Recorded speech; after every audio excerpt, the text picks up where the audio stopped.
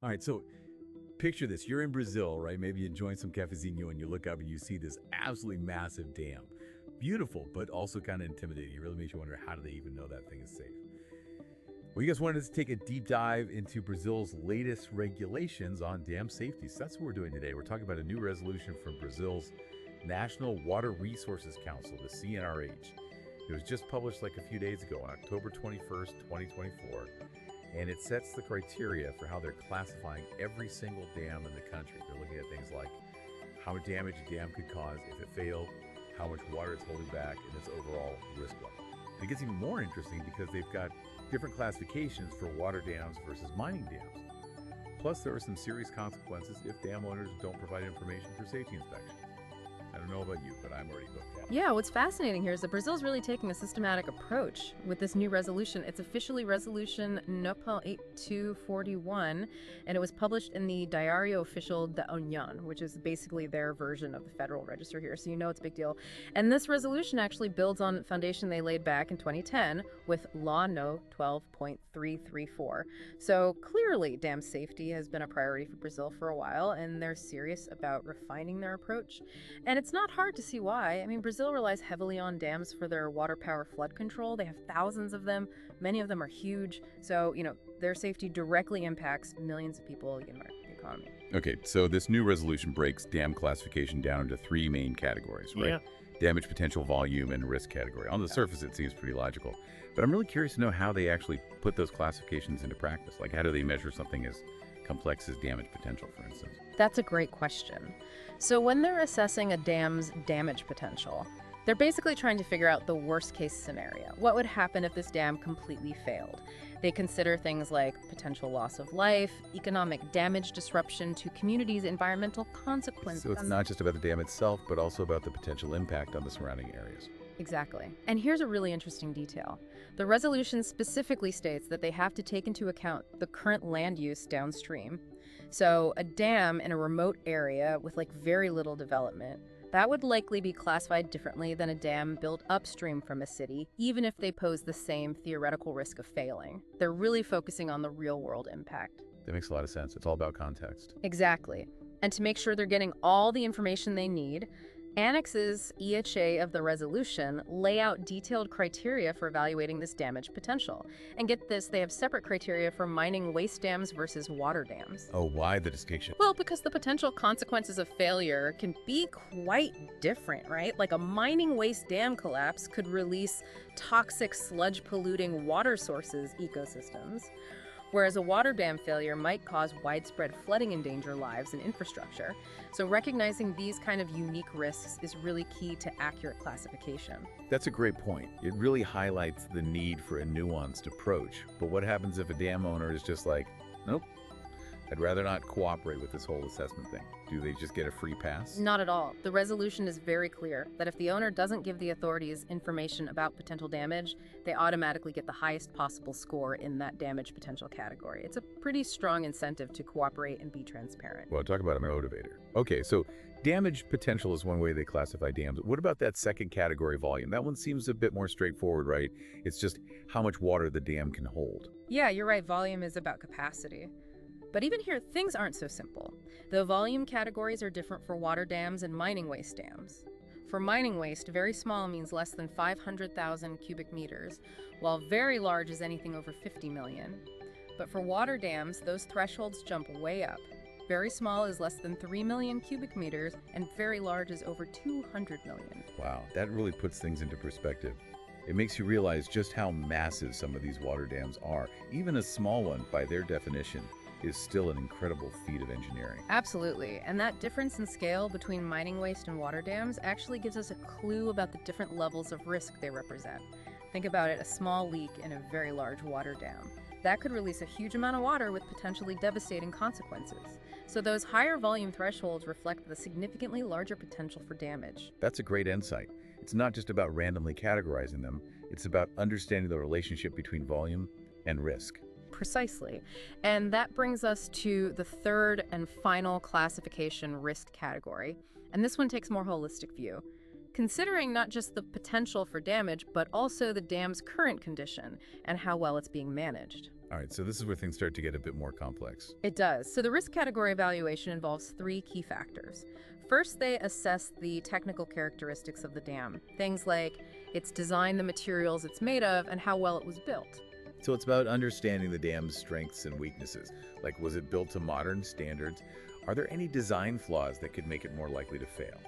Exactly. They're looking for any red flags that might point to a higher risk. And then they move on to the second factor, the state of conservation. This is all about ongoing maintenance. They send inspectors out to look for any signs of damage, like cracks, leaks, corrosion. So it's like a health checkup for the dam.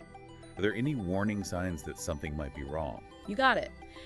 And finally, they look at safety plan compliance. So every dam is required to have this detailed safety plan that outlines emergency procedures, maintenance schedules, all that critical stuff. The inspectors will check to see if the dam owner is actually following their own plan. So it's like a report card for the dam and the people in charge of it. It seems like they're really trying to cover all their bases. And what I find particularly interesting is that the resolution says each part of the dam is evaluated separately, and they use the worst score for the overall category. No hiding a weak spot?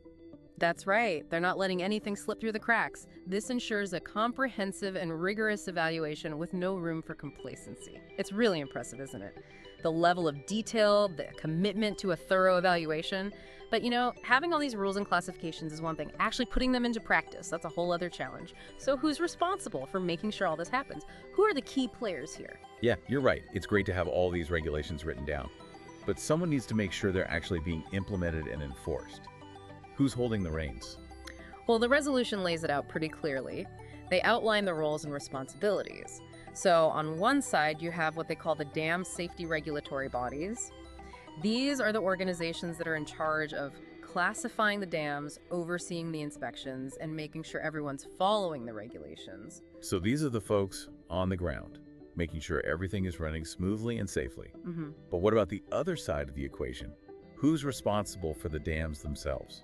Right, so on the other side, you have the dam owners. They're the ones who are obligated to provide all the information for those assessments, maintain their dams, and follow those safety plans we talked about. It's a shared responsibility. So it's not just the government coming in and laying down the law. Yeah. It's a collaboration between the regulators and the dam owners. Exactly, a partnership. And this isn't just some vague plan for the future either. The resolution sets some clear timelines. So the regulatory bodies have 1 year to update their own rules and procedures to line up with these new national standards. Okay, so they need to get their own house in order before they start enforcing the new rules on everyone else. Makes sense. But what about the dam classifications themselves? That seems like a pretty massive undertaking. It is. They have 2 years to reclassify every single dam under their jurisdiction using these new criteria. Wow, that's a lot of dams. Thousands all across Brazil. It really shows how committed they are to getting this right. So we're talking about brand new regulations here. What happens to the old ones? Do they just disappear overnight? Not quite. This new resolution, no, 241, replaces an older one from 2012, Resolution No. 143. It's like an upgrade.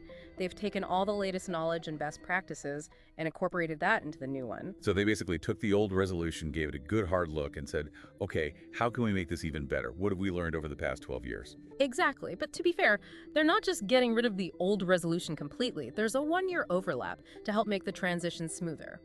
The old resolution won't be officially revoked until a year after the new one was published. That seems smart, a phased approach. It gives everyone time to adjust to the new system, both the regulators and the dam owners. This has been really insightful. It seems like Brazil is really stepping up its game when it comes to dam safety with this new resolution. I agree. It's a positive step. It's about protecting people and the environment. And I'm sure we'll be watching closely to see how it all plays out in practice over the next few years. Absolutely. Well, before we move on, was there anything else that really stood out to you from this deep dive? Any particular details or implications you think our listeners should keep in mind?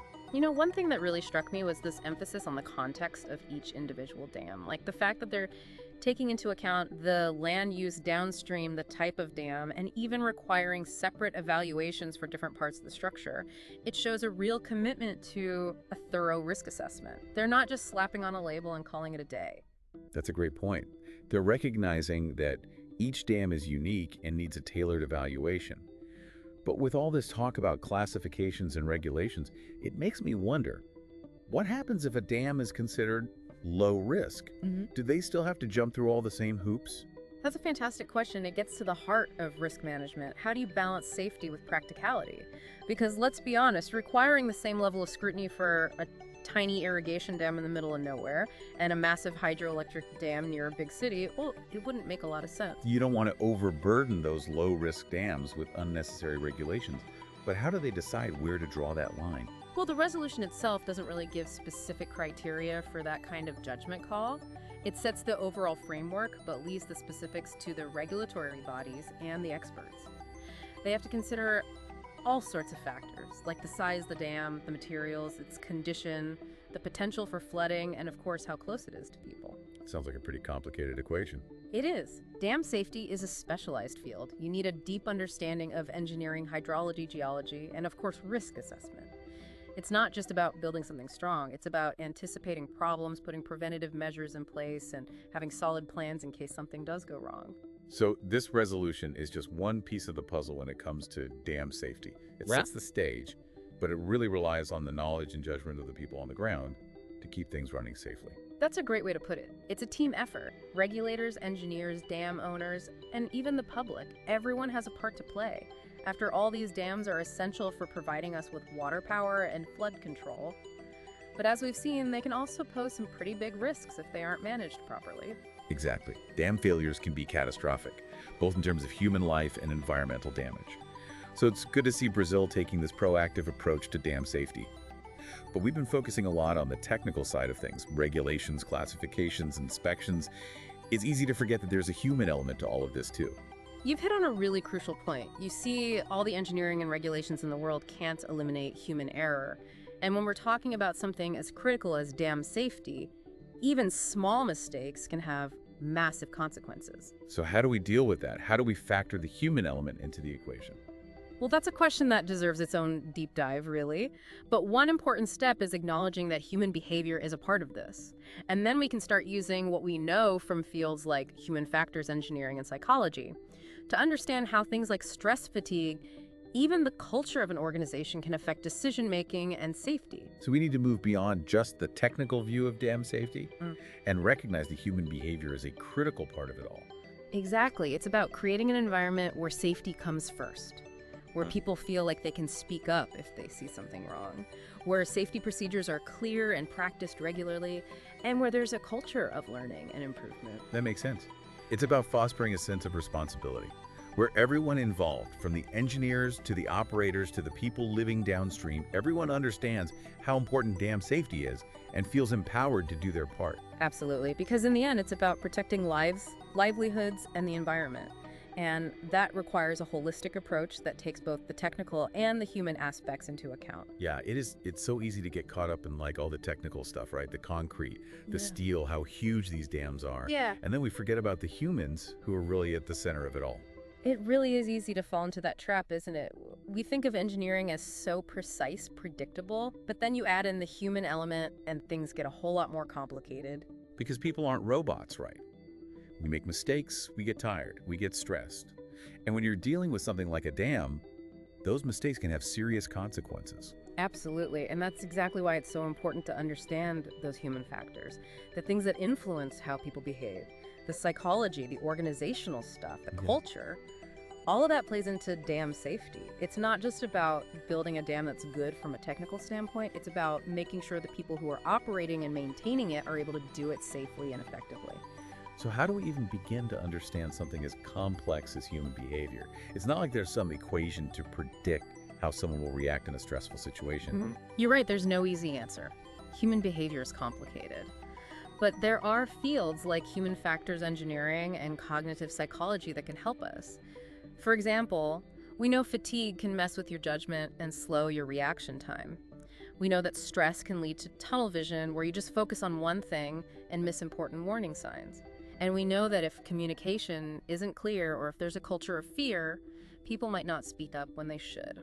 So it's about creating a work environment where those risks are minimized, a place where people feel okay reporting problems, where the safety procedures are super clear and practiced, and where there's open communication and continuous learning. Precisely. It's about building a safety culture that goes through every level of the organization, from the people working directly on the dam to the top managers. Everyone has a role to play. This makes me think about the resolution we've been talking about. It's very focused on the technical side, which of course is important, but maybe there should also be guidelines for the human element. That's a great point. And actually, a lot of dam safety organizations around the world are starting to do just that. They're realizing that human factors need to be part of their regulations. It's not enough to just have checklists and technical specs. We need to create a culture of safety where individuals are empowered to make the right decisions. So it's not just about rules, it's about changing the mindset. So safety is everyone's top priority. Exactly. We want to see an environment where people are encouraged to report issues without being afraid, where mistakes are seen as opportunities to learn, and where safety is a process of always improving. And I bet this goes beyond just the people who work on the dam. What about the communities living downstream? They need to be informed about the risks and involved in the safety process too. Absolutely. Public engagement is a crucial part of this. It's about building trust, being transparent, and sharing the responsibility. So for our listener who's been listening to us talk about all these Brazilian dam regulations, what would you say is the most important thing to remember? I think the key takeaway here is that dam safety is complicated, and we need to approach it from all angles. It's not just about engineering or regulations, it's about people. Understanding the human factors that affect both safety and risk, and creating a culture where everyone takes responsibility for safety. That's a great point. Even the most amazing engineering achievements depend on people. Exactly. Well, I think that's a good place to wrap up our deep dive into the world of Brazilian dam regulations. And I think it leaves us with something to think about. We've covered the technical stuff, the risk assessments, the human element. But what about the future of dam safety? As we see more and more extreme weather events due to climate change, how do we make sure these structures can handle the increased pressure? How do we protect the communities they serve? That's something for everyone to consider. Thanks for joining us, and until next time, keep those questions coming.